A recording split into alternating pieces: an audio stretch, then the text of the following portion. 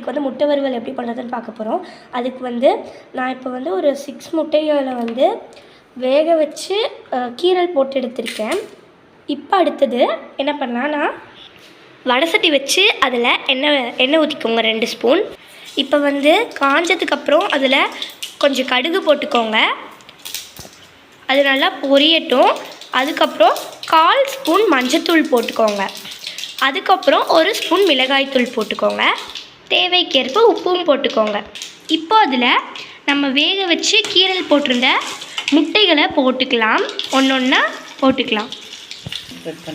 இப்போ வந்து முட்டைகளை போட்டாச்சு. இப்போ அது வந்து எல்லா இடத்துலையும் படுற மாதிரி நல்லா ஸ்ப்ரெட் பண்ணி விட்டுக்கோங்க.